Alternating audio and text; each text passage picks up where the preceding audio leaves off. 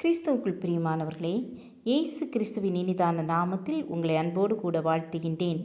இந்த நாள் உங்களுக்காக கொடுக்கப்பட்ட வேத வசனம் லூக்கா எழுதின சுவிசேஷம் 21 அதிகாரம் 33 வானமும் பூமியும் ஒளிந்து போம், என் வார்த்தைகளோ ஒளிந்து போவதில்லை.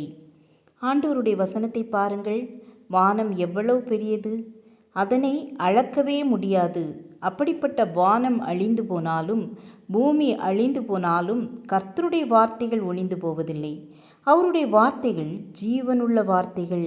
நீங்கள் இந்த வார்த்தைகளை தியானித்து படிக்க வேண்டும். அந்த வார்த்தைகள் ஒவ்வொன்று உங்களோடு பேசும். நீங்கள் தெளிவற்று இருக்கும்போது இந்த வேத வசனம் பாதைக்கு தீபமாய் இருக்கிறது.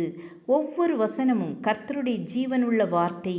இந்த வார்த்தையை தினந்தோறும் வாசியுங்கள், தியானியுங்கள். வானமும் பூமியும் ஒளிந்து போனாலும் கர்த்தருடைய வார்த்தைகள் ஒளிந்து போவதில்லை.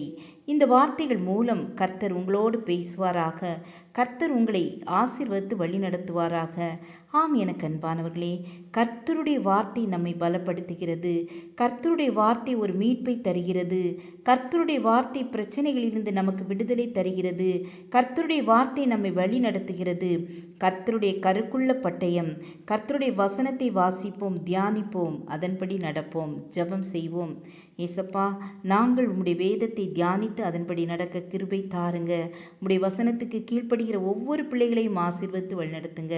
இயேசுவின் நாமத்தில் பிதாவே, ஆமேன், ஆமேன். God bless you.